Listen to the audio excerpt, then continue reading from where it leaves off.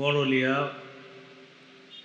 সকল মরহুমের রুহের মাগফিরাত কামনায় ওয়াজ মাহফিলের প্রধান বক্তা বিশিষ্ট আলেমে দ্বীন সুমিষ্ট ভাষী বক্তা হাফেজ মাওলানা ইমদাদুল্লাহ হক্কানি দামাত বরকাতুহুম, প্রতিষ্ঠাতা পরিচালক জামিয়াতুস সুন্নাহ মাদ্রাসা উবাইতুন নাজাত বালিকা মাদ্রাসা ভট্টাচার্যপাড়া বজ্র যুগিনী মুন্সিগঞ্জ সদর। বিশেষ বক্তা আমন্ত্রিত হজরত উলামায়ে কেরাম, প্রধান অতিথি জনাব হাজী মোহাম্মদ নাহিদ খান, ভাইস চেয়ারম্যান টঙ্গীবাড়ি উপজেলা পরিষদ। বিশেষ অতিথিবৃন্দ জনাব মোহাম্মদ রাজীব খান, টঙ্গীবাড়ি থানা অফিসার ইনচার্জ। আমন্ত্রিত অতিথিবৃন্দ, আজকের মাহফিলের সম্মানিত সভাপতি জনাব মোহাম্মদ জামাল হোসেন শেখ, বিশিষ্ট ব্যবসায়ী ও সমাজসেবক। সার্বিক সহযোগিতায় বড়লিয়া এলাকাবাসী ও যুব কল্যাণ ফাউন্ডেশন। উপস্থিত হজরত উলামায়ে কেরাম, মুসলমান ভাইয়েরা, পর্দার আড়ালের অবস্থানরতা শ্রদ্ধা মা বোনেরা, আল্লাহ পাক রব্বুল আলামিনের দরবারে শুকরিয়া আদায় করছি। আল্লাহ আমাদেরকে এই মাহফিলে উপস্থিত হওয়ার তৌফিক দান করেছেন বলি আলহামদুলিল্লাহ। যদি কথার আওয়াজ বোঝা যায় তো আমরা যেখানে আছি সেখান থেকে আলোচনা শুনতে থাকি। যেহেতু আল্লাহ পাকের ফয়সালা আবহাওয়া অনুকূলে ছিল না বিধায় এইভাবে আয়োজনটা করতে হয়েছে, সেহেতু আমরা আল্লাহর ফয়সালা মেনে নিয়েই যেইভাবে আল্লাহ ব্যবস্থাপনা করে দিয়েছেন আলহামদুলিল্লাহ। তো যেইভাবে আছি, যেখান থেকে আওয়াজ শোনা যাচ্ছে বাস সেখান থেকে আমরা মনোযোগ সহকারে কথাগুলা শ্রবণ করলে আশা করি আমরা বুঝতে পারবো। আল্লাহ সকলকে ধৈর্যের সাথে আমরা যেন মাহফিলের কথাগুলা শ্রবণ করতে পারি, আল্লাহ তৌফিক দান করেন। সূরা মাঈদার 110 নম্বর আয়াতে কারিমা থেকে তেলাওয়াত করলাম, বেশ কয়েকটি আয়াত পড়লাম। আয়াতগুলোতে আল্লাহ পাক রব্বুল আলামিন কিয়ামতের ময়দানে নবীদেরকেও আল্লাহ বিভিন্ন বিষয়ে জিজ্ঞাসা করবেন, কথা বলবেন, এই বিষয়ে আল্লাহ আলোচনা করেছেন। 109 নম্বর আয়াতে আল্লাহ আলোচনা করেছেন রসুল, এই শব্দ এনে, রসুল মানে নবীগণ, রসুলগণ। আর 110 নম্বর আয়াত থেকে আল্লাহ আলোচনা করেছেন বিশেষভাবে ঈসা আলাইহিস সালাতু ওয়াস সালামের ব্যাপারে। সূরা মাঈদার 109 নম্বর আয়াতে আল্লাহ বলেন, ইয়াউমা ইয়াজমাউল্লাহুর রুসুলা ফায়াকুলু মাযা উজিবতুম। যেদিন আল্লাহ রসুলদেরকে একত্রিত করবেন, জমা করবেন কিয়ামতের মাঠে, তাদেরকে জিজ্ঞাসা করবেন মাযা উজিবতুম, তোমাদেরকে কি জবাব দেওয়া হয়েছে? ক্বালু লা ইলমা লানা, সব নবীরা জবাব দিবে, আল্লাহ আমাদের তো কোনো জ্ঞান নাই, আমাদের জানা নাই। ইন্নাকা আনতা আল্লামুল গুয়ুব, সমস্ত অদৃশ্যের খবর তো আপনি রাখেন। এতটুকু আল্লাহ ভূমিকা হিসাবে আলোচনাটা এখানে আনছেন রসুল শব্দ দিয়ে। রসুল বলে এর পরের আয়াত থেকে আল্লাহ একজন রসুলের আলোচনা করেছেন। প্রথমে আল্লাহ রসুলদের কিছু আলোচনা ভূমিকা হিসাবে করে একজন রসুল সম্পর্কে আল্লাহ আলোচনা করেছেন। এটা আল্লাহর আজীব পদ্ধতি। কোরআনে আল্লাহ বিভিন্ন বিষয় বর্ণনা করেছেন, আগে পরে দেখলে বোঝা যায় আল্লাহ পাক রব্বুল আলামিন কত সুন্দরভাবে, কত চমৎকারভাবে, আশ্চর্যভাবে আল্লাহ একটার সাথে আরেকটা কথা সাজিয়ে পুরা কোরআনটাকে আল্লাহ আমাদের জন্য হাদিয়া হিসাবে নবীর মাধ্যমে দান করেছেন। তো আল্লাহ বলেন, إذ قال الله يا عيسى ابن مريم اذكر نعمتي عليك وعلى والدتك কিয়ামতের ময়দানে আল্লাহ পাক রব্বুল আলামিন ঈসা আলাইহিস সালাতু ওয়াস সালামকে বলবেন, ইয়া ঈসা ইবনে মারইয়াম, হে মারিয়ামের সন্তান ঈসা, উযকুর নি'মাতি আলাইকা ওয়া আলা ওয়ালিদাতিক, স্মরণ করুন ওই সময়কে যেই সময় আমার নেয়ামত আপনার উপর আর আপনার মা মারিয়ামের উপর তথা আপনার উপর আর আপনার মা মারিয়ামের উপর আমার যেই নেয়ামত আছে, আমি আল্লাহর ওই নেয়ামতের কথা স্মরণ করেন। ঈসা নবীরে কিয়ামতের মাঠে আল্লাহ বলবেন, কি নেয়ামত? মারিয়াম আল্লাহর পক্ষ থেকে নেয়ামত হলো এইভাবে, মারিয়ামের মা যিনি ছিলেন তার নাম হান্না। কি নাম? হান্না। মারিয়ামের আব্বার নাম ইমরান। এই ইমরান তিনি ছিলেন বাইতুল মুকদ্দাসের ইমাম। ইমরানের স্ত্রীর নাম হান্না। হান্না গর্ভবতী হলেন। গর্ভে যেই সন্তান আসছে সেই সন্তানের ব্যাপারে তিনি মানত করলেন। সূরা আলী ইমরানের ৩৫ নম্বর আয়াতে আল্লাহ বলেন, ইয ক্বালাত ইমরাতু ইমরান রাব্বি ইন্নী নাযারতু লাকা মা ফী বাতনি মুহাররারা। আল্লাহ, আমার পেটে যেই সন্তান, ইমরানের স্ত্রী হান্না আল্লাহর কাছে বললেন, আল্লাহ, আমার পেটে যেই সন্তান, এই সন্তানটাকে দুনিয়ার বিভিন্ন কাজ কর্ম থেকে মুক্ত রেখে একমাত্র আপনার জন্যই উৎসর্গ করে দিলাম। সন্তান এখনো দুনিয়াতে আসে নাই, পেটে থাকতেই। ফালাম্মা ওয়াদাআতহা ক্বালাত রাব্বি ইন্নী ওয়াদাতুহা উনসা। মারিয়ামের মা হান্না যখন সন্তান প্রসব করলেন, সমস্যা হচ্ছে, হান্না যখন সন্তান প্রসব করলেন, সন্তান প্রসব করার পর দেখলেন তার সন্তান একটা মেয়ে। তো হান্না তখন বললেন, ইন্নী ওয়াদাতুহা উনসা। আল্লাহ, আমি তো কন্যা সন্তান প্রসব করলাম, আমি না মানত করেছিলাম এটারে দুনিয়া থেকে মুক্ত রেখে আপনার জন্য মানত করে দিলাম, উৎসর্গ করে দিলাম, এখন দেখি আমার মেয়ে সন্তান। ওয়াল্লাহু আ'লামু বিমা ওয়াদাআত। মারিয়ামের মা যে মেয়ে সন্তান জন্ম দিছে এটা সবচেয়ে ভালো জানে আল্লাহ। তো আল্লাহ এটা জানে, ওয়ালাইসাজ যাকারু কাল উনসা।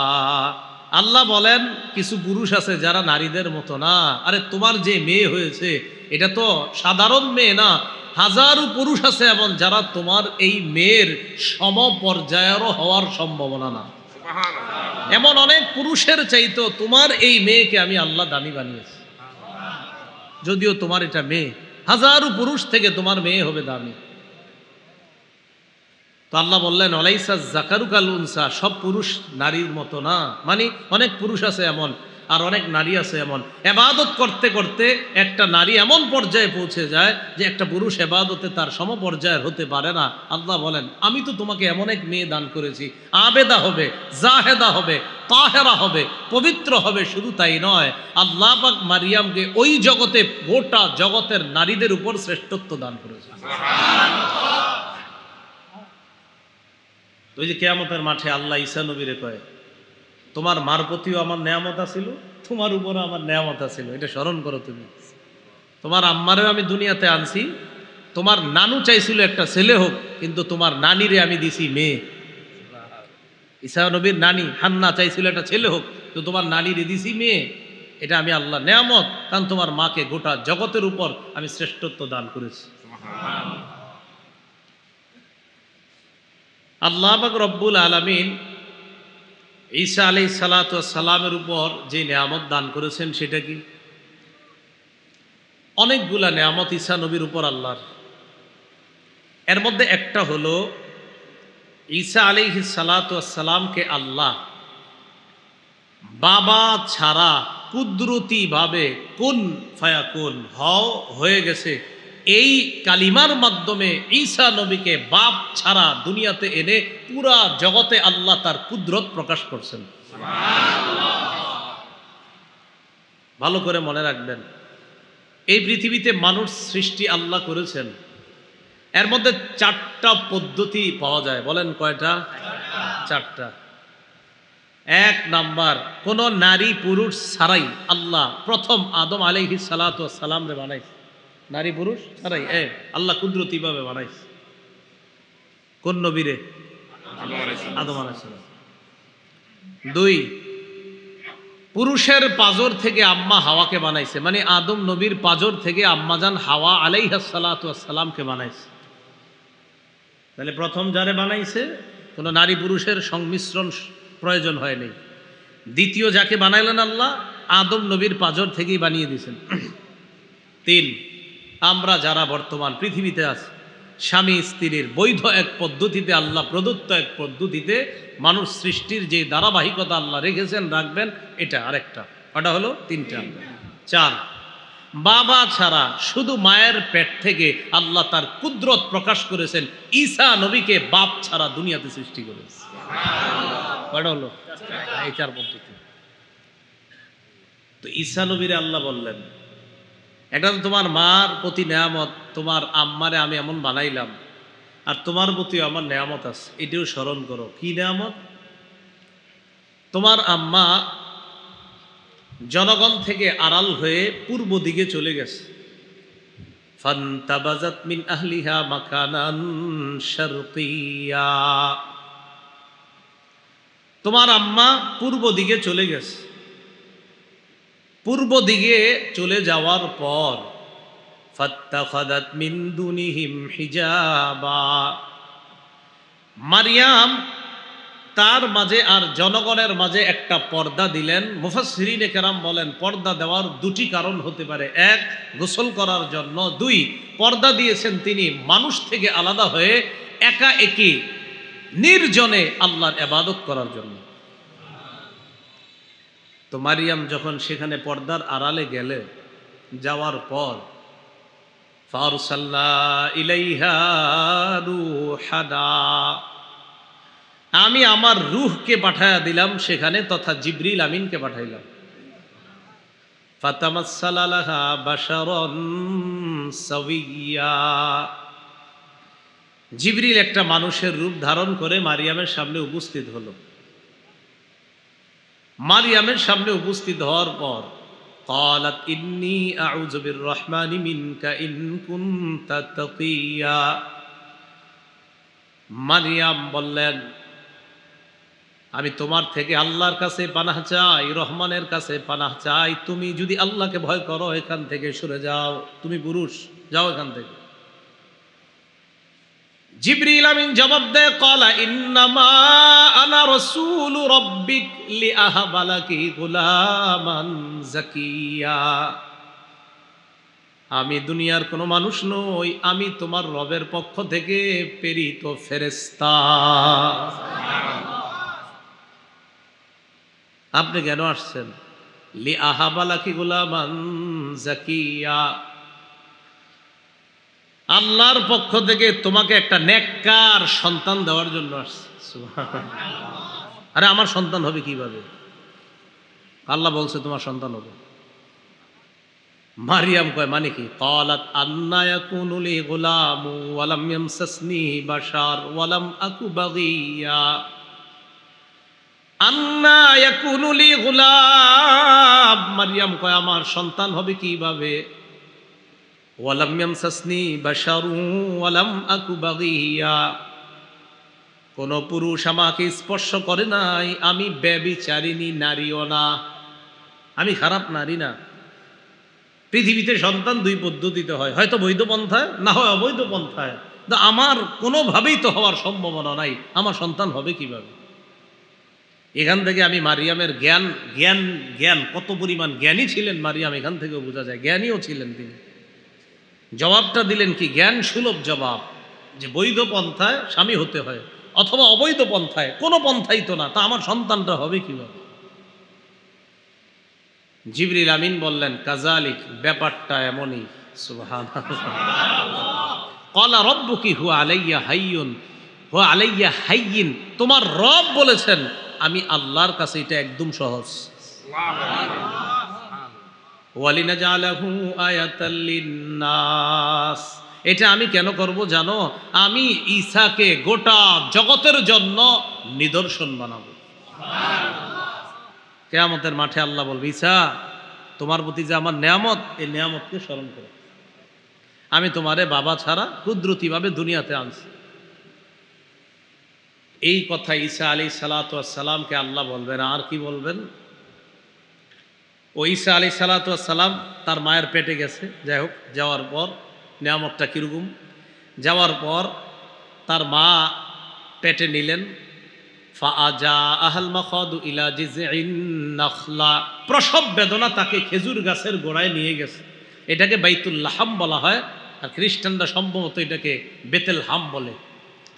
সেখানে যাওয়ার পর মারিয়াম যখন সন্তান প্রসব করবে, প্রসব বেদনা তাকে সেখানে নিয়ে গেল।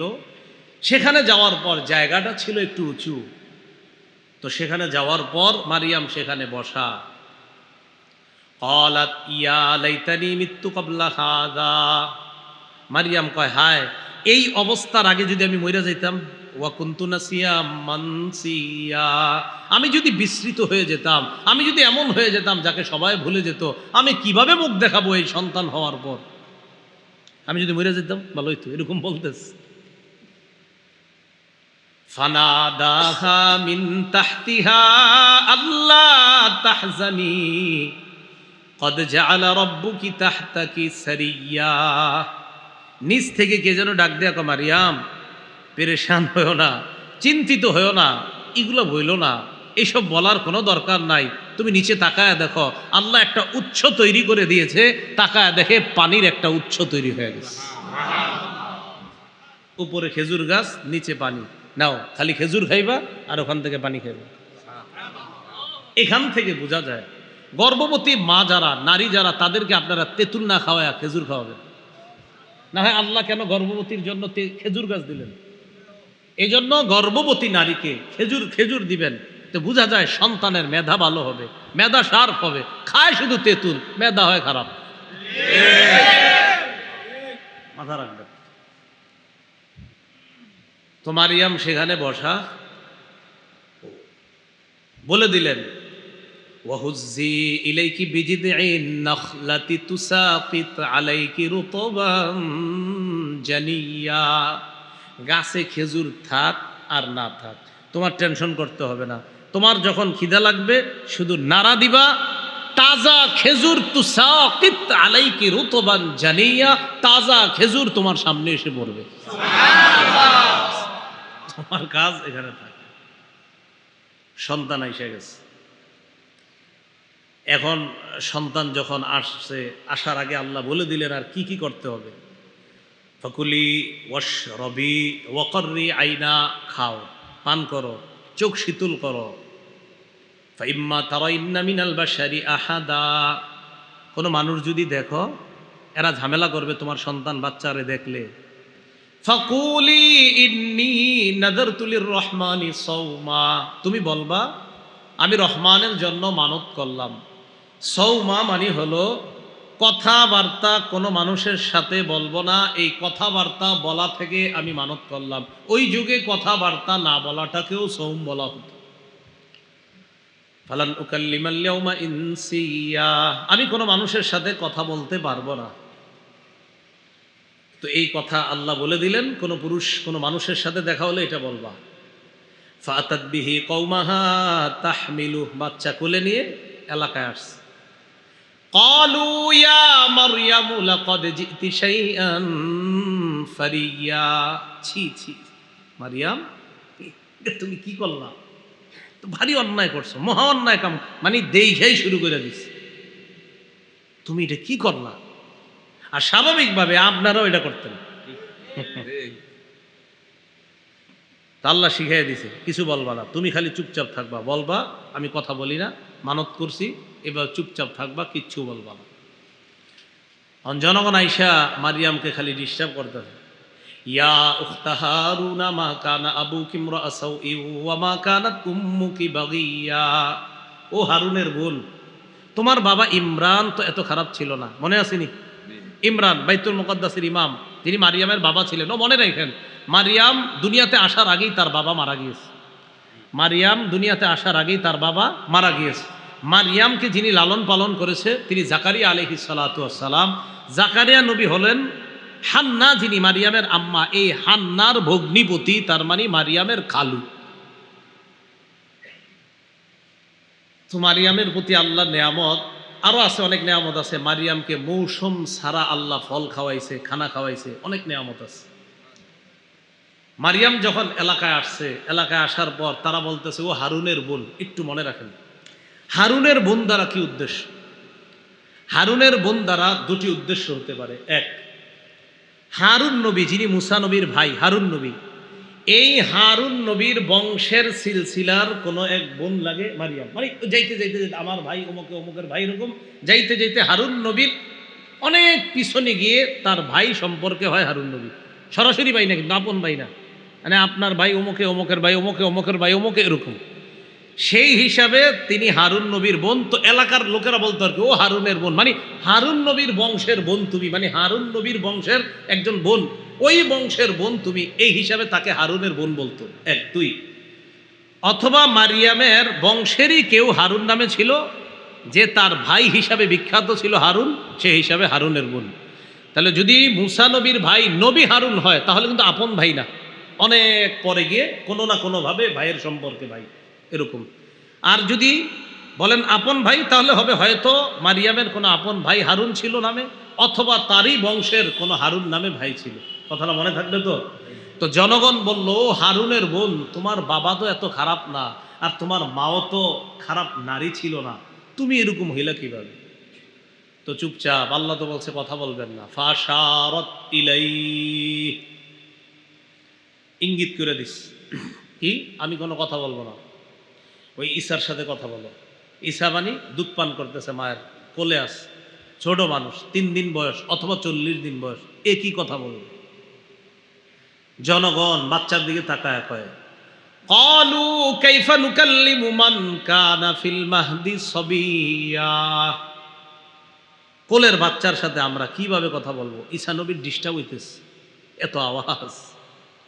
মাথাটা সরাইলেন, সরায় বললেন, ক্বালা ইন্নী আবদুল্লাহ।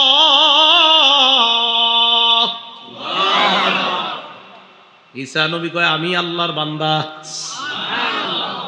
সব আকুরে তাকায় দিয়েছে, একটু মানুষ ওর কথা কয়, কয় শুধু বান্দা না, শোনো আরো আস, আতানিয়াল কিতাব, আল্লাহ আমারে কিতাব দান করছে, ওয়াজআলানি নাবিয়্যা, আল্লাহ আমারে নবী বানাইছে।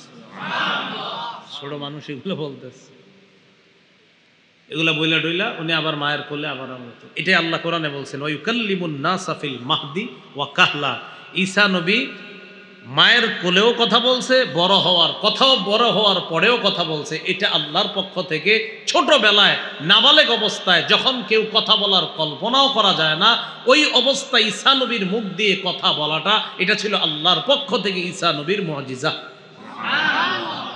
কিয়ামতের মাঠে আল্লাহ কয়, ঈসা তোমার প্রতি যে নিয়ামত আর তোমার আম্মার প্রতি যে নিয়ামত, এটা স্মরণ করো। তাহলে মনে বুঝে আসছে নিয়ামতগুলা। এই আর কি, ইয আইয়াতুকা বিরূহিল কুদুস, স্মরণ করো যখন আমি তোমাকে রূহুল কুদুস দ্বারা শক্তিশালী করলাম। এই রূহুল কুদুস দ্বারা কি উদ্দেশ্য? রূহুল কুদুস দ্বারা উদ্দেশ্য হলো জিবরিল আলাইহিস সালাতু ওয়াস সালাম। সহিহ বুখারীর বর্ণনা, 453 নম্বর হাদিসের বর্ণনা। রাসূলুল্লাহ সাল্লাল্লাহু আলাইহি সাল্লামের একজন সাহাবী ছিলেন, নাম হাসান ইবনু সাবিত রাদিয়াল্লাহু তাআলা আনহু। তিনি নবীজির কবি সাহাবী হিসাবে বিখ্যাত ছিলেন। এই হাসান ইবনু সাবিত রাদিয়াল্লাহু তাআলা আনহুকে নবীজি বললেন, হাসান আজিব আনিল মুশরিকিনা, মুশরিকরা যে আমারে উল্টাপাল্টা কথা বলে, আমার পক্ষ থেকে তাদেরকে তুমি কবিতার মাধ্যমে জবাব দিয়ে দাও। তো জবাব দিয়ে দেওয়ার পরে, এই কথা বলার পরে নবীজি বললেন, আল্লাহুম্মা আইয়িদহু বিরূহিল কুদুস, আল্লাহ আমার এই হাসান ইবনে সাবিত নামক সাহাবীকে জিবরিল আমিনের মাধ্যমে শক্তিশালী করে দিয়ে। তাফসির ইবনে কাসিরের মধ্যে আসছে আম্মাজান আয়েশা সিদ্দিকা রাদিয়াল্লাহু তাআলা আনহার বর্ণনা, হাসান ইবনে সাবিত রাদিয়াল্লাহু তাআলা আনহুর জন্য মসজিদে নববীর মধ্যে একটা মিম্বর বানানো হয়েছে। এই মিম্বরের মধ্যে যখন তিনি বসতেন, বসার পর নবীজি সাল্লাল্লাহু আলাইহি সাল্লাম বলতেন, আল্লাহুম্মা আইদহু বিরূহিল কুদুস কামা নাফাহা আন নবিয়িক। আল্লাহ ঈসা নবীর পক্ষে জিবরিল আমিন যেইভাবে সহযোগিতা করত মানুষের জুলুম নির্যাতন থেকে বাঁচানোর জন্য, জিবরিল আমিন ঈসা নবীর সব সময় সহযোগিতা করত যেইভাবে, হাসান ইবনে সাবিত আমার সাহাবা, এই হাসানকেও জিবরিল আমিনের মাধ্যমে আপনি শক্তিশালী করেন, যেন জিবরিল আমিনের শক্তিশালী আর সাহায্যের কারণে আমার হাসান মুশরিকদের প্রত্যেকটা কথার জবাব দিয়ে দিতে পারে। তাহলে রুহুল কুদুস দ্বারা কোন ফেরেশতা উদ্দেশ্য? জিবরিল। বলেন কোন ফেরেশতা? তো আল্লাহ বলেন, ঈসা আমার নিয়ামতটা স্মরণ করেন, কি? ইয আইয়াতুকা বিরুহিল কুদুস, আমি আপনাকে রুহুল কুদুসের মাধ্যমে শক্তিশালী করেছি। তুকাল্লিমুন নাসা ফিল মাহদি ওয়া কাহলা। ঈসা আপনি শৈশবেও কথা বলতে পারতেন, ছোটবেলাও কথা বলতে পারতেন, কৈশোরেও কথা বলতে পারতেন, মায়ের বুকে থাইকা দুধের শিশু অবস্থায় আপনি কথা বলতেন, আর বড় হওয়ার পরে তো বলতেনই। এটা আমি আল্লাহর পক্ষ থেকে আপনার প্রতি ছিল নেয়ামত। মনে পড়ে কি নেয়ামতের কথা? কিয়ামতের মাঠে ঈসা নবীর আল্লাহ বলবেন। আর কি? وَإِذْ عَلَّمْتُكَ الْكِتَابَ وَالْحِكْمَةَ وَالتَّوْرَاةَ وَالْإِنْجِيلَ, আমি আপনাকে কিতাব শিক্ষা দিলাম। এই কিতাব দ্বারা উদ্দেশ্য একটা হতে পারে লেখা বিদ্যা শিক্ষা দিলাম, ওয়াল হিকমাতা বুঝ শক্তি দান করলাম, ওয়াত-তাওরাত আমি তাওরাত এবং ইনজিলের যে বিদ্যা, এই বিদ্যাও আমি আপনাকে শিখিয়ে দিলাম। এটা কি মনে পড়ে? আপনার প্রতি এগুলো আমার নেয়ামত ছিল, এই নেয়ামতগুলো স্মরণ করেন। এটা কোথায় বলবে? কিয়ামতের মাঠে। তো আমারে আপনারে যদি বলে কেউ তোমারে পাঁচতলা বাড়ির মালিক বানাইছিলাম, মনে পড়েনি তোমার? তো তুমি দি পাঁচতলা সারাক্ষণ ঘুমায়া থাকতা, জুমায়ও যাইতা না, 5 ওয়াক্ত নামাজ তো দূরের কথা, বছরে একটা ঈদের নামাজেও তুমি যাইতা না, মনে পড়েনি তোমারে যে পাঁচতলা দিছি? কি অবস্থা হবে? তো ঈসা আলাইহিস সালাতু ওয়াস সালামকে আল্লাহ বলবেন, আমি আপনাকে এই নিয়ামতগুলো দিছি, দুনিয়ার মধ্যে দিয়েছিলাম। আর কি? وَإِذْ تَخْلُقُ مِنَ الطِّينِ كَهَيْئَةِ الطَّيْرِ بِإِذْنِي فَتَنفُخُ فِيهَا فَتَكُونُ طَيْرًا بِإِذْنِي।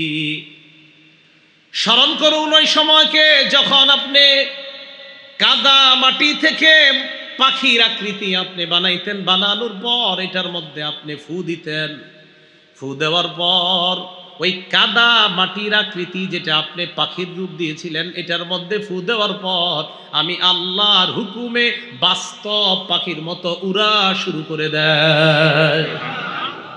ঈসা নবী কাদা মাটি দিয়ে পাখির আকৃতির মতো বানানোর পর এটার মধ্যে ফু দিতেন। আল্লাহ বলেন আমার হুকুমে এটা করতেন আপনি, বাকি আপনি ফু দেওয়ার পর তখন তাকায়া দেখতেন বাস্তব পাখি যেইভাবে উঠতেছে, আমি আল্লাহর হুকুমে আপনার কাদা মাটি দ্বারা বানানো ওই পাখিটাও বাস্তব পাখির মতো আমি আল্লাহর হুকুমে হয়ে যায়। মনে পড়েনি আপনার যে নিয়ামতটা দিছি আমি?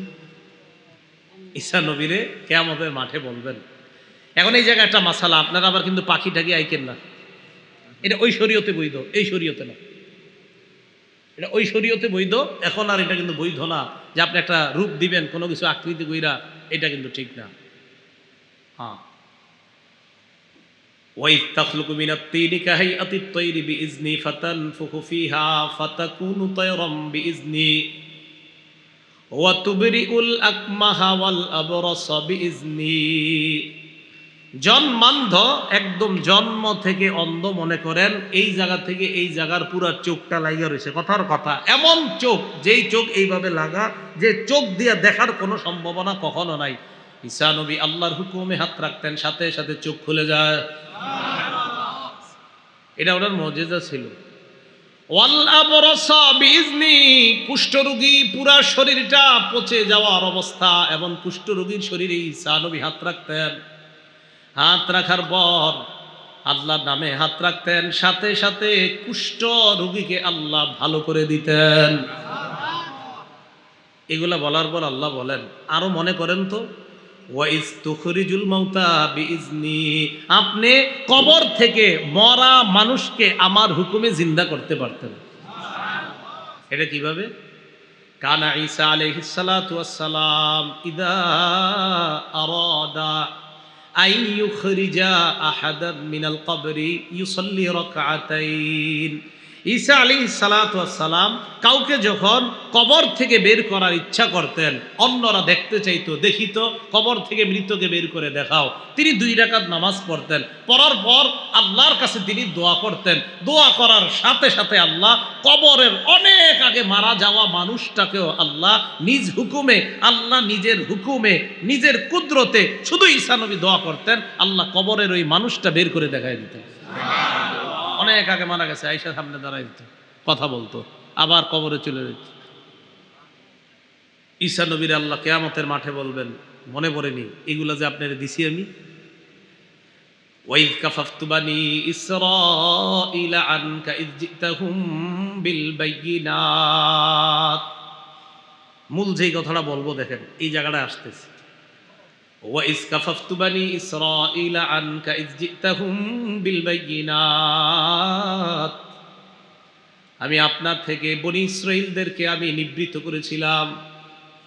ইয জিতাহুম বিল বায়িনাত, আপনি তাদের কাছে স্পষ্ট নিদর্শন নিয়ে আসছেন, আপনার নবুয়তের প্রমাণ। যখন আপনি নবুয়তের প্রমাণ হিসাবে একের পর এক মুজিজা দেখাইতে লাগলেন, যখন আপনি তাদেরকে বলে দিতে থাকলেন, একের পর এক মৃতদেরকে আল্লাহর হুকুমে জিন্দা করলেন, কাদা মাটি দিয়ে পাখি বানিয়ে আল্লাহর হুকুমে ওই পাখি যখন উড়িয়ে দেখিয়ে দিতেন, জন্মান্তর চোখের মধ্যে আল্লাহর হুকুমে হাত রাখার পর যখন ওই লোকটা দেখতে পাইতো, কুষ্ঠরোগীর শরীরে হাত রাখার পর লোকটা যখন ভালো হয়ে যাইত, ফাকাল আল্লাযীনা কাফারু মিনহুম ইন হাযা ইল্লা সিহরুম মুবিন, তাদের মধ্যে যারা কাফের তারা বলতে লাগলো, ও এগুলা তো জাদু। কি কয় এগুলা? এটা হলো সমস্ত বাতিলদের শেষ অস্ত্র। যখন কোনো কাজে পারে না, শেষে ও আচ্ছা জাদু, এটা এরকম সেরকম বইলা হয়। আমাদের নবীরও বলছে, মোহাম্মদের বুঝছি সে গণক, ও সে কবি, আবার পারে না, কয় না মোহাম্মদ সাল্লাল্লাহু আলাইহি এরকম করে, তাই নাকি জাদু করছে। একটা বইলা মনে করেন থামায় দেয় আর কি, যখন দেখে পারে না, এমনিও পারে না, অমনিও পারে, ও জাদু করছে, গণক ইত্যাদি বইলা এরকম ভাবে নিবৃত্ত করে। তো আল্লাহ বলেন, বনি ইসরাঈলদের থেকে আমি আপনাকে নিবৃত্ত করেছিলাম, তারা জাদুকর বলে আপনাকে হত্যা করতে চেয়েছিল। নাউজুবিল্লাহ। কিভাবে হত্যা করবে? এক ঘরে ঢুকে ঈসা নবী এক ঘরে বসা, হত্যা করবে, পুরা প্ল্যান পাস হয়ে গেছে। হত্যা করার জন্য যখন প্ল্যান ট্লান সব পাস, ওই মুহূর্তে তারা কয়েকজন আসছে ঈসা নবীরে হত্যা করবে। ঈসা নবী ঘরে বসা, একজনরে পাঠাইছে, যাও তুমি গিয়া কামটা শুরু করো, একটু করে আমরা আসবো। তো ঢুকছে, ঢুকার পর ঈসা নবী ভিতরে আছে, আরেকজন তারা পাঠাইছে ভিতরে, এখন কয়জন? দুইজন। একজনে মারার পর থাকবে কয়জন? একজন। বাকি মরা আর জিন্দা সহ ঘরে থাকবে কয়জন? মরা আর জিন্দা সহ থাকবে কয়জন? দুইজন। তা একজনে পাঠাইছে, পাঠানোর পর অনেকক্ষণ হচ্ছে আর কেউ বের হচ্ছে না। তো তারা এক পর্যায়ে ঢুকছে, ঢুকার পর ঘরে যেটা আছে, যিনি আছে, গিয়া দেখে ঘরে একজন আছে। ওই একজনের রূপটা ঈসা নবীর মতো দেখতে। তারে তারা ধরলো, ধরার পর শুলিতে চড়াইলো, চড়ানোর পর তাকে তারা শুলিবিদ্ধ করে হত্যা করলো। হত্যা করার পর তাদের মধ্যে 2 গ্রুপ। এক গ্রুপ কয়, আচ্ছা একটা কথা, কি ভিতরে তো ছিল 2 জন, মারলাম একজনরে, আরেকজন কো, যদি আমগো লোকরে মাইরা থাকি তো ঈসা কো, আর ঈসারে মাইরা থাকলে আমগো লোক কো। এটাই আল্লাহ বলেন, ওয়ামা কাতালুহু ওয়ামা সালাবুহু, তারা ঈসাকে হত্যাও করেনি, তারা ঈসাকে শুলিবিদ্ধ করেনি, ওয়ালাকিন শুব্বিহা লাহুম, তাদেরকে ধাঁধার মধ্যে ফেলে দেওয়া হয়েছে। আল্লাহু আকবার। এটা একটা ধাঁধা, আমগোটা মারলে ওইটা কো, ওইটা মারলে আমগোটা কো। আল্লাহ বলেন বনী ইসরায়েলদের থেকে আমি আল্লাহ নিজ কুদরতে উপর দিয়ে আমি আপনাকে আসমানে, দ্বিতীয় আসমানে উঠায় নিস। কয় নাম্বার আসমান? দ্বিতীয়। ঈসা নবী এখনো দ্বিতীয় আসমানে আছেন। ঈসা আলাইহিস সালাতু ওয়াস সালাম দুনিয়াতে আসবেন। কিয়ামতের আগে বড় বড় 10টা আলামত ঘটবে। এর মধ্যে ঈসা আলাইহিস সালাতু ওয়াস সালামের আগমন এই 10টার একটা। ঈসা নবীর আগে যিনি দুনিয়াতে আসবেন তিনি ইমাম মাহদি। বলেন কে? মাহদি। এখন কথা হলো মাহদি কে হবেন? মাহদি মনে করেন আপনাদের মুন্সিগঞ্জের কেউ হঠাৎ দাবি করলো আমি মাহদি। কিছুদিন আগে এক লোক বাংলা ভাষায় বলতেছে, কোন রমজানে জানি ওনারে স্বপ্নে দেখাইছে আল্লাহ নাকি বলছে ইন্না জাআলনাকা খলিফাতান ফিল আরদ, আমি আপনারে খেলাফত দিলাম, আপনি মাহদি, আল্লাহ বলছেন। আর ঈদের পরে তিনি স্বপ্নে দেখছে মুহাম্মদ সাল্লাল্লাহু আলাইহি সাল্লাম আয়েশা বলছে হ্যাঁ তুমি মাহদি। উনিও দাবি করে বলছে আমি মাহদি। কোন চিপা চুপা থেকে ইমাম মাহদি নিজেরে বলবে না আমি মাহদি, মাথায় রাখবেন। মাহদি কে হবে এই ব্যাপারে হাদিসে আছে। আমার সাথে বাংলা বলেন, বলেন মাহদি তিনি হবেন, বলেন যার সাথে আমাদের নবীর বক্তব্য মিলে যাবে তিনি হবেন মাহদি। সোজা হিসাব। এরা আপনি বলে ফেললেন আমি মাহদি, কিন্তু নবীর বক্তব্য মিলল না, তা আপনি মাহদি হইলেন কেমনে? মাহদি যিনি হবে, খুব মন দিয়ে শোনেন, মাহদি যিনি হবেন তিনি 7 বছর অথবা 9 বছর রাজত্ব করবেন। কয় বছর? 7 বছর অথবা 9 বছর রাজত্ব করবেন যিনি মাহদি হবেন। ইবনে মাজাহ হাদিসের কিতাব 4083 নম্বর হাদিসের বর্ণনা। عن أبي سعيد الخدري رضي الله تعالى عنه أن رسول الله صلى الله عليه وسلم قال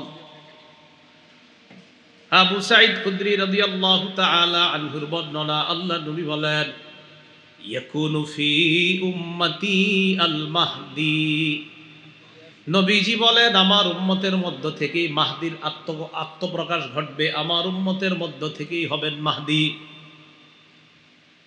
ইন কুসিরা ফাসাবউন ওয়া ইল্লা ফাতিসউন, মাহদি দুনিয়ার মধ্যে 7 বছর অথবা 9 বছর রাজত্ব করবে। ফাতানআমু ফীহি উম্মতি নি'মাতান লাম ইয়ানআমু মিসলাহা কত্তু, মাহদির সময়ে আমার উম্মত এত প্রাচুর্যের অধিকারী হবে, এত সম্পদের অধিকারী হবে, আমার উম্মত ইতিপূর্বে এত পরিমাণ সম্পদের মালিক কখনো হয় নাই, মাহদির সময়ে যত পরিমাণ সম্পদের মালিক হবে। তো নবীজি এটা বলার পর বলেন কি হবে জানো? তুতি উকুলাহা, মাটি তার যত দামি দামি খনিজ পদার্থ আছে মাটি বের করে দিবে মানুষে, নাও নাও নাও এগুলো নিয়ে যাও। ওয়াল মালু ইয়াউমা ইযিন কুদুস, নবী বলেন তখন মাল হবে এত পরিমাণ জমা জমা হয়ে পড়ে থাকবে। ফায়াকুমুর রাজুলু ফায়াকুলু ইয়া মাহদি আতিনি, কোন ব্যক্তি দাঁড়াবে, দাঁড়ানোর পর ওই সম্পদের সামনে দাঁড়ায় বলবে ও মাহদি আমারে কিছু দেন। মাহদি বলবে খোঁজ, আপনার যা মন চায় যত পরিমাণ মন চায় নেন, নিতে থাকেন। তাহলে এই হাদিস থেকে বুঝলাম মাহদি যিনি হবেন তিনি 7 বছর বা 9 বছর রাজত্ব করবেন। তার সময়ে সারা পৃথিবীর মানুষ এত পরিমাণ প্রাচুর্যের অধিকারী হবে যে এত পরিমাণ সম্পদ ইতিপূর্বে এই উম্মত কখনো লাভ করে নাই। এ হলো একটা। দ্বিতীয়, মাহদি যিনি হবেন তাকান, তার কপালটা হবে চওড়া উজ্জ্বল, নাকটা হবে উঁচু। কপালটা হবে চওড়া উজ্জ্বল, নাকটা হবে উঁচু। আর মাহদি কি করবেন? পুরা পৃথিবীতে ইনসাফ এবং ন্যায় বিচারে ভরে দিবেন। আবু দাউদ শরীফের 4285 নম্বর হাদিসের বর্ণনা। عن أبي سعيد الخدري رضي الله تعالى عنه أن رسول الله صلى الله عليه وسلم قال, নবীজি বলেন আল মাহদিয়্যু মিন্নি, মাহদি আমার বংশ থেকে হবে। আজলাল জাবহা, মাহদির কপালটা হবে চওড়া উজ্জ্বল। আকনাল আনফি, মাহদির নাকটা হবে উঁচা। ইয়ামলাউ ফিল আরদি কিসতান ওয়া আদলা কামা মুলিআত জাওরান ওয়া যুলমা। পুরা পৃথিবীর মধ্যে পাশবিকতা, জুলুম, নির্যাতনার পাশবিকতার জয় জয়কর অবস্থা যখন হবে, ওই সময়ে মাহদী পুরা পৃথিবীতে ইনসাফ আর ন্যায় বিচারে পরিপূর্ণ করে দিবেন। পুরা পৃথিবীতে জুলুম যদি হয়, বিপরীতে মাহদী পুরা পৃথিবীতে ইনসাফ কায়েম করবেন। তাহলে দ্বিতীয়টা বুঝলাম, এক নাম্বার মাহদী যিনি হবেন 7 বছর বা 9 বছর রাজত্ব করবে, তার সময় উম্মত সবচেয়ে বেশি নিয়ামতের অধিকারী হবে। 2, মাহদী যিনি হবেন পুরা পৃথিবীতে ইনসাফ কায়েম করবেন, তার কপাল হবে চওড়া, তার নাক হবে উঁচু। 3, মাহদী যিনি হবেন আল্লাহ তাকে এক রাত্রে খেলাফতের যোগ্য বানাবেন। এক রাতে। কয় রাতে? তো আপনারা দেখবেন অনেকে 2-3 বছর যাবত দাবি করে আমি মাহদী, আমি মাহদী। অনেকের অনুসারীরা বলে আমাদের অমুকে মাহদী। আরে ভাই, এগুলা কি কথা? ইবনে মাজাহ 4085 নম্বর হাদিসের বর্ণনা, আন আলী ইবনে আবি তালিব রাদিয়াল্লাহু তাআলা আনহু قال قال رسول الله সাল্লাল্লাহু আলাইহি ওয়াসাল্লাম, নবীজি বলেন আল মাহদিয়্যু মিন্না আহলাল বাইত। আল্লাহ নবী বলেন মাহদী হবে আমাদের আহলে বাইতদের অন্তর্ভুক্ত, আমাদের আহলে বাইতদের মধ্য থেকেই হবে মাহদী। ইউসলিহুল্লাহু ফি লাইলা, এক রাতে আল্লাহ তাকে খেলাফতের সমস্ত যোগ্যতা দান করবেন। 4 নাম্বার, মাহদী হযরত ফাতেমা রাদিয়াল্লাহু তাআলা আনহার বংশ থেকে হবে। কার থেকে? ফাতেমা। এখন মনে করেন আপনি বললেন মাহদী, তো আপনার বংশে কি ফাতেমা? তো এখন কেমনে আপনি মাহদী হবেন? তো এরকম মাঝে বললে হবে না, নবীর সবগুলা কথা এক ব্যক্তির সাথে মিলতে হবে, তাহলে তিনি হবে মাহদী। ইবনে মাজাহ 4086 নম্বর হাদিস, عن سعيد بن المسيب رحمه الله كنا عند أم سلمة رضي الله تعالى عنها فتذكرنا المهدية। সাঈদ ইবনুল মুসাইয়াব বলেন, আমরা নবীজির বিবি আম্মাজান উম্মে সালামার কাছে ছিলাম, তখন আমরা মাহদীর ব্যাপারে আলোচনা করলাম। মাহদীর ব্যাপারে আলোচনা করার পর আম্মাজান উম্মে সালামা বললেন, সামিআতু রাসূলুল্লাহি সাল্লাল্লাহু আলাইহি ওয়াসাল্লাম ইয়াকুল আল মাহদিয়্যু মিন ওয়ালাদি ফাতিমা। নবীজির বিবি বলেন, আমি নবীকে বলতে শুনেছি মাহদী ফাতেমার বংশধর হবে। কার বংশধর? ফাতেমা নবীর বংশের, নবীজির বংশে ফাতেমা, ফাতেমার বংশ থেকে হাসান হবে, এই হাসান থেকে হবে মাহদী। সুবহানাল্লাহ। এইভাবে আর কি নবী বললেন যে ফাতেমার বংশধর, মানে নবীজির থেকে ফাতেমা, ফাতেমা থেকে হাসান, আর হাসানের বংশ থেকে হবে ইমাম মাহদী। হাসানের বংশ থেকে যে আসবে, দলিল আবু দাউদ শরীফের 4292 নম্বর হাদিস, 4292। এই হাদিসের মধ্যে আসছে, নাযারা আলী ইবনে আবি তালিব রাদিয়াল্লাহু তাআলা আন ইলা ইবনিহিল হাসান। হযরত আলী তার সন্তান হাসানের দিকে তাকাইলেন। হযরত আলী তার সন্তান হাসানের দিকে তাকাইলেন, তাকায় বললেন, ইন্না ইবনি হাদা সাইয়্যিদুন, আমার এই সন্তান হাসান সে জান্নাতের যুবকদের সর্দার হবে। কামা সাম্মাহুন নবী সাল্লাল্লাহু আলাইহি ওয়াসাল্লাম, যেমনটি নবীজি বলেছেন যে হাসান হবে জান্নাতের যুবকদের সর্দার। আর কি, ওয়াসায়াখরুজু মিন সুলবিহি রাজুলুন ইউসাম্মা বিইসমি নবিয়িকুম মুহাম্মদ সাল্লাল্লাহু আলাইহি ওয়াসাল্লাম, তার বংশ থেকে একজন লোক বের হবে, যেই লোকটার নাম রাখা হবে তোমাদের নবীর নামে। সুবহানাল্লাহ। তাহলে মাহদীর নাম নবীর নামে হবে। বলেন, মাহদীর নাম কার নামে হবে? নবীর নামে হবে। ইউশবিহু ফি খুলকিহি, মাহদীর চরিত্রটা মুহাম্মদ সাল্লাল্লাহু আলাইহি সাল্লামের চরিত্রের মতো হবে। তাহলে একটুগুলো পেয়ে গেলাম। আর কি, আবু দাউদ শরীফের 4282 নম্বর হাদিসে রাসূল বলেন, ইউওয়াতিউ ইসমুহু ইসমি ওয়া ইসমু আবিহি ইসমু আবি, মাহদীর নাম হবে আমার নামে, মাহদীর আব্বার নাম হবে আমার আব্বার নামে। নবীজির আব্বার নাম কি? আব্দুল্লাহ। মাহদীর আব্বার নাম হবে আব্দুল্লাহ। এখন মনে করেন আমার আব্বার নাম হাবিব, আর আমি যদি কই মাহদী, হইল না তো? এটা কিভাবে হইল? তাহলে মাহদী যিনি হবেন তার আব্বার নাম হবে আব্দুল্লাহ, মাহদী যিনি হবেন তার নাম হবে মুহাম্মদ, মাহদী যিনি হবেন তার কপাল হবে চওড়া, মাহদী যিনি হবেন তার নাকটা হবে উঁচু, মাহদী যিনি হবেন তাকে এক রাতে আল্লাহ খেলাফতের যোগ্য বানাবেন, মাহদী যিনি হবেন তিনি হযরত হাসানের বংশের হবেন, হযরত ফাতেমার বংশ হবেন, মুহাম্মদ সাল্লাল্লাহু আলাইহি সাল্লামের বংশের হবেন। মাহদীর ব্যাপারে মোটামুটি ধারণাগুলো আমাদের মনে থাকবে না ইনশাআল্লাহ? তিনি পৃথিবীতে আসার পর চলতে থাকবে এভাবে। একদিন ফজরের নামাজের সময় ঈসা আলাইহিস সালাতু ওয়াস সালাম আয়েশা মসজিদে উপস্থিত হবেন। তো ঈসা নবীর আল্লাহ কোন জায়গায় রাখছে এখন? এই সেখান থেকে ঈসা নবীর আবার পাঠাবেন। এখন আসেন আবার কিয়ামতের মাঠে যাই। ঈসা নবীর কইসা মনে পড়েনি আপনার এই নিয়ামতগুলা দিছি, এক পর্যায়ে আপনারে আমি আসমানে উঠায় নিছি, বেঈমানদের থেকে, বনি ইসরাইলদের থেকে আমি আপনাকে সেভ করে নিজ দায়িত্বে আমি আল্লাহ আপনাকে দ্বিতীয় আসমানে উঠায় নিছি। এগুলা বলার পর আল্লাহ কয় আর স্মরণ করেন, ওয়াইদ আওহাইতু ইলাল হাওয়ারিয়িনা আন আমিনু বি ওয়া বিরাসূলি।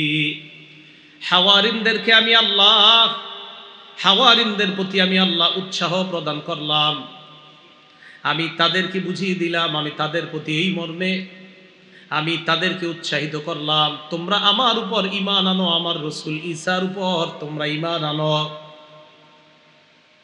12 জন ধোপা ঈসা নবীর উপর ঈমান আনে। কয়জন ধোপা? কাপড় দিত তাফসীরের মধ্যে আছে কাপড় দিত, এরকম 12 জন লেখছে আর কি। হাওয়ারিয়ুন এটা হাওয়ারি শব্দের বহু বচন। হাওয়ার শব্দের অর্থ হলো দেয়ালে সাদা চুনা দেয় না, দেয়ালে সাদা চুনা দেয়, এই সাদা চুনার মতো যে সাদা, এটাকে বলা হয় হাওয়ার। কথা হলো হাওয়ারিয়ুন ঈসা নবীর অনুসারীদেরকে কেন বলা হয়? মুফাসসিরিন কেরাম লেখেন, দেয়ালে সাদা চুনা দিলে যেমন দবদবে সাদা হয়, ওই ঈসা নবীর 12 জন অনুসারী দবদবে সাদা পোশাক সবসময় পরিধান করত, এই জন্য তাদেরকে হাওয়ারি বলা হয়। এই হাওয়ারিরা ঈসা আলাইহিস সালাতু ওয়াস সালামের উপর ঈমান আনলেন। ক্বালু আমান্না, তারা বললেন আমরা ঈমান আনলাম। ওয়াশহাদ বিআন্নানা মুসলিমুন, ঈসা নবীকে বললেন আপনি সাক্ষী থাকেন আমরা মুসলমান। এই কথা বলার পর আল্লাহ পাক রব্বুল আলামিন বলেন, আশ্চর্য ঘোষণার কথা বলেন। ঈসা আলাইহিস সালাতু ওয়াস সালামকে বলেন আর ওই কথাটা স্মরণ করেন তো, إذ قال الحواريون يا عيسى ابن مريم هل يستطيع ربك أن ينزل علينا مائدة من السماء। হাওয়ারিয়ুনরা ঈসা নবীকে বললেন, ও ঈসা পয়গম্বর, আল্লাহর কাছে আপনি দোয়া করে বলেন আল্লাহ যেন আমাদের জন্য আসমান থেকে দস্তরখান ভর্তি খাদ্য পাঠায় দেয়। কি ভর্তি? দস্তরখান ভর্তি খাদ্য পাঠায় দেয়। ঈসা নবী বললেন এইগুলা কি কথা বলো তোমরা? ক্বালাত্তাকুল্লাহ ইন কুনতুম মুমিনিন। ঈসা নবী বললেন আল্লাহকে ভয় করো যদি তোমরা ঈমানদার হও। এগুলা কি বলো? ক্বালু নুরিদু আন নাকুলা মিনহা ওয়া তাতমাইন্না কুলুবুনা।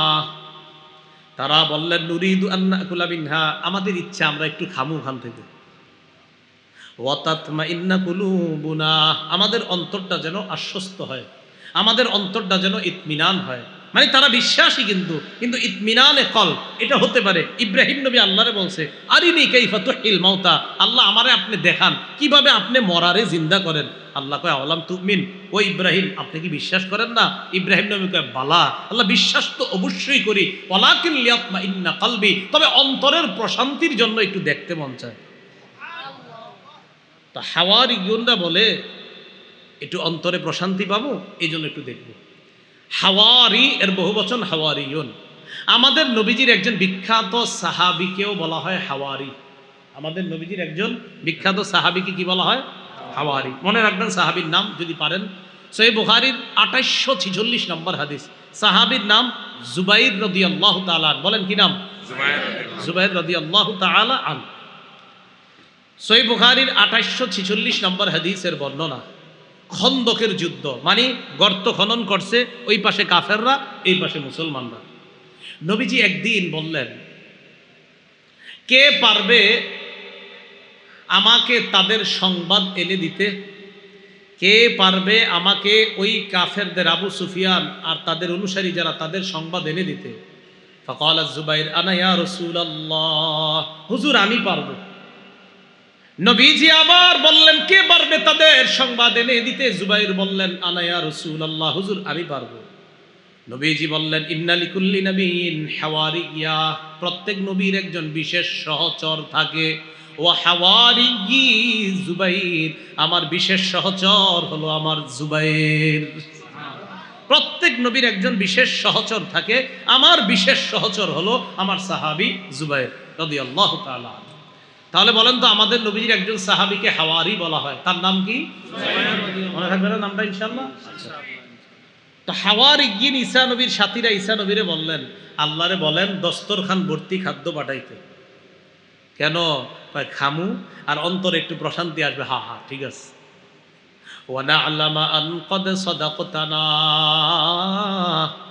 আগে যে আপনি আমাদেরকে কথাগুলা বলছেন, এইগুলার ব্যাপারে যেন অন্তরের মধ্যে প্রশান্তি পায়। হ্যাঁ, আপনার কথাগুলা সত্য, বিশ্বাস তো করছি, বাকি এটা যখন দেখবো পুরাপুরি বিশ্বাস। হ্যাঁ হ্যাঁ, অন্তর প্রশান্তি হয়েছে। হ্যাঁ, আপনি সব সত্য কথা বলছেন।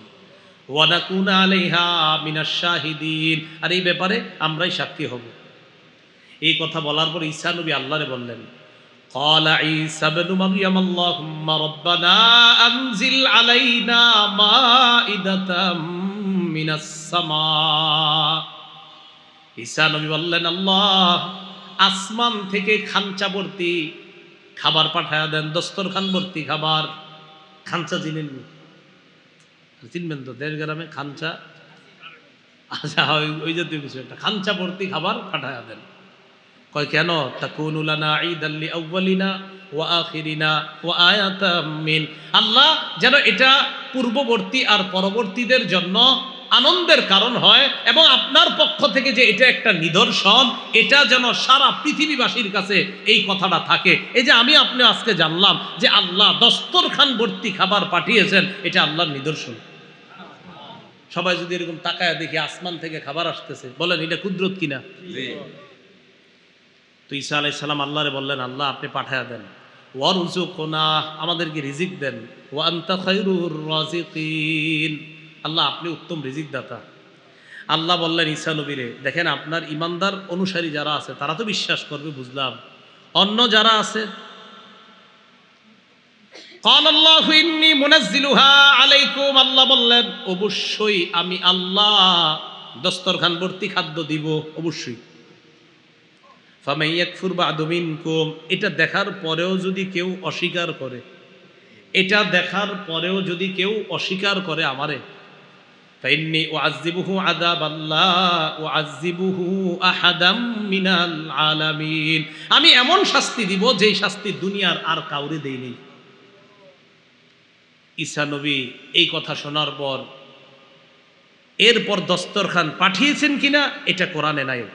কোরআনে আল্লাহর আলোচনা করেননি। তিরমিজির এক হাদিসে রাসূল সাল্লাল্লাহু আলাইহি সাল্লাম জানিয়ে দিয়েছেন, আল্লাহ পাক রব্বুল আলামিন মাছ আর রুটি দস্তরখানের মধ্যে দিয়ে, তাফসীরের কিতাবে আসছে নিচে মেঘ উপরে মেঘ, এই দুই মেঘ দিয়ে দুই পাশ দিয়ে ঢাকনা দিয়ে মাঝখানে মাছ আর রুটি, তাফসীরের কিতাবে আসছে ঘি, মাছ, রুটি, আরো অনেক কিছু জিনিস দিয়ে, পনির সহ দিয়ে আল্লাহ পাক রব্বুল আলামিন আসমান থেকে ওই খাদ্য পাঠিয়েছেন। ঈসা নবীর হাজার হাজার অনুসারী উম্মতরা দাঁড়ায়া দাঁড়ায়া এই দস্তরখান থেকে খাদ্য যে আসমান থেকে নামতেছে সবাই দেখছে। তো এটা আসতেছে। আল্লাহ বলে দিলেন এই খাদ্যের কেউ যেন জমা না করে, এই খাদ্য থেকে কেউ জমা করতে পারবে না, জমা করলে সমস্যা হবে। একদল চিন্তা করলো এটা তো বরকতি খাদ্য, এটা মনে হয় জমা করে রাখাই ভালো, অথচ আল্লাহ নিষেধ। কি করলো? আল্লাহ যা কয় করে উল্টাটা, জমা করে রাখছে। আল্লাহ পাক রব্বুল আলামিন এমন শাস্তি দিছে, বানর আর শূকরে রূপান্তরিত করে দিছে। হ্যাঁ, শূকরে রূপান্তরিত করে দিছে। এমন ভাবে শূকর হয়েছে, আপনার এই বউয়ের পাশে শুয়ে রয়েছে শূকর, কথাও বললে মানুষের মতো কথা বলতে পারে, কানতে পারে, কিন্তু শূকর হয়ে গেছে।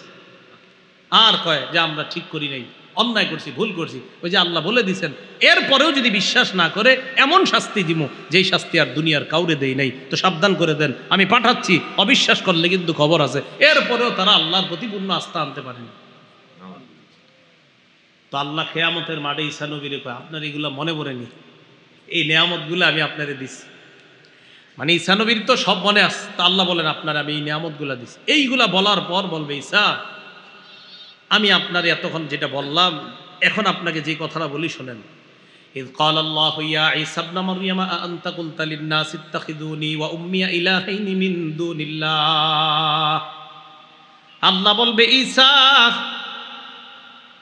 আনতা কুলতা লিন্নাস, আপনি কি মানুষকে বলছেন, মানুষকে এই কথা বলছেন কিনা, ইত্তাখিজুনি ওয়া উম্মিয়া ইলাহাইনি মিন দুনিল্লাহ, মানুষ তোমরা আমারে আর আমার মারে খোদা মানো। নাউজুবিল্লাহ। আপনি কি এই কথা বলছেন মানুষরে? তো ঈসা আলাইহিস সালাতু ওয়াস সালামকে আল্লাহ এটা বলবেন যে আপনি কি এই কথা বলছেন মানুষকে যে তোমরা আমাকে আর আমার মাকে তোমরা ইলাহ মানো? এজন্য তাদের মধ্যে একটা দল আছে ত্রিত্ববাদে বিশ্বাসী। কি বাদ? ত্রিত্ববাদ। ত্রিত্ববাদ মানে ঈসা নবীরে তাদের একদল তিন খোদার এক খোদা মানে। ঈসা নবীর আম্মাকে মানে আরেক খোদা, আর আল্লাহ হলেন আরেকজন। মোট কয়জন হলো? এই ত্রিত্ববাদে বিশ্বাসী আছে একদল। আরেক দল ত্রিত্ববাদী বিশ্বাসী না, মানে ঈসা নবীর খোদা মানে না ঠিক, তবে তারা ঈসা নবীর ছবি নিয়ে তার সামনে পূজা করে, আরাধনা করে, ইবাদত করে, এটাও খোদা মানারই নামান্তর। তো ঈসা আলাইহিস সালাতু ওয়াস সালাম যখন আল্লাহ বলবেন আপনি কি এগুলা বলছেন, ঈসা নবী তখন বলবে সুবহানাক, আল্লাহ আপনি পুতু পবিত্র, আমি কিভাবে এই কথা বলবো আল্লাহ? আল্লাহ এই কথা বলার তো আমার কোনো হকই নাই, আমি তো এটা বলতে পারি না। ইন কুলতু কুলতুহু ফাকাদ আলিমতা, আল্লাহ আমি যদি এই কথা বলে থাকি তা আপনি তো ভালো জানেন এই কথাটা। কিয়ামতের মাঠে বলবে আল্লাহ আমি যদি এই কথা বলে থাকি এটা আপনি ভালো জানেন। তা'লামু মা ফি নাফসি, আল্লাহ আমার মনে কি আছে এটা আপনি জানেন। ওয়ালা আ'লামু মা ফি নাফসিক, আপনার মনে কি আছে এটা আমি জানি না। ইন্নাকা আনতা আল্লামুল গুয়ুব, আল্লাহ আপনি হলেন সমস্ত অদৃশ্যের খবর রাখেন।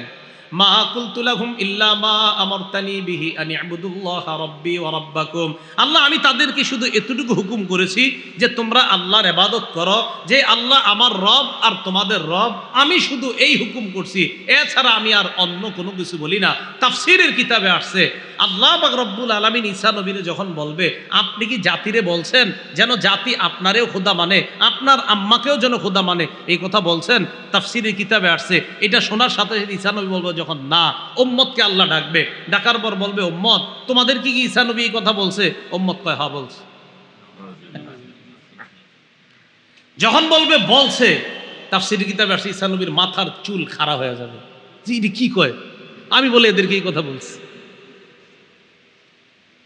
তো ঈসা আলাইহিস সালাতু ওয়াস সালাম কিয়ামতের মাঠে আল্লাহ নবীকে পর্যন্ত এই কথা বলতেছে আপনি কি জান? আল্লাহ তো জানেই সব, এগুলা বলে নাই উনি। এটা আল্লাহ কেন বললেন? যে নবীদেরকে আমি সেখানে প্রশ্ন করি। আল্লাহ পাক এক আয়াতের মধ্যে বলেন ফালানাস আলান্নাল্লাযীনা উরসিলা ইলাইহিম ওয়ালানাস আলান্নাল মুরসালিন, মানুষ শোনো, যাদের কাছে নবী পাঠানো হয়েছে তাদেরকেও অবশ্যই অবশ্যই জিজ্ঞাসা করব, আর রসুলদেরকেও আমি আল্লাহ অবশ্যই অবশ্যই জিজ্ঞাসা করব। রসুলদেরকে যদি জিজ্ঞাসা করে, এই আয়াতটা তো আমার আপনার প্রতিদিন স্মরণে আনা উচিত যে আল্লাহ কথাটা বললেন কি, যে উম্মতরে জিজ্ঞাসা করবে এটা ঠিক আছে, আমরা তো কত ভুল ভ্রান্তি করি, কিন্তু আল্লাহ বললেন উম্মতকে তো জিজ্ঞাসা করবই, রসুলদেরকেও করব, অবশ্যই অবশ্যই আমি তাদেরকে করব। তো ঈসা আলাইহিস সালাতু ওয়াস সালামকে কিয়ামতের মাঠে আল্লাহ এইগুলা বলবেন। এইভাবে ঈসা নবীর আল্লাহ পুতু পবিত্র করবেন, অন্য জাতিকে ডাকবেন, শেষ নবীর উম্মতকে ডাকবেন। নূহ নবীর সাথেও তার জাতি এইভাবে গাদ্দারি করবে, নূহ নবীর জাতিকেও আল্লাহ ডাকবেন, ডাইকা বলবে তোমাদেরকে নূহ নবী দাওয়াত দেয় না? বলবে না। নূহ নবীরে ডাক দিবে আপনি দাওয়াত দিয়েছেন? হ্যাঁ আল্লাহ দাওয়াত দিচ্ছে। তারা বলে না। সাক্ষী আছে আপনার? জি সাক্ষী আছে। কারা? শেষ উম্মত। ওই উম্মতকে ডাকবে, বুখারীর বর্ণনা আছে। উম্মতকে ডাক দেওয়ার পর বলবে তোমরা সাক্ষী? হ্যাঁ। তখন আবার ওই উম্মত বলবে এরা আবার কিভাবে সাক্ষী হয়, এরা তো আমাদেরকে দেখে নাই, অনেক পরে আসছে দুনিয়াতে, উম্মত তোমরা কিভাবে সাক্ষী দাও, আল্লাহ তো সব জানে। উম্মত বলবে আমাদের নবী আমাদেরকে জানায় দিছে।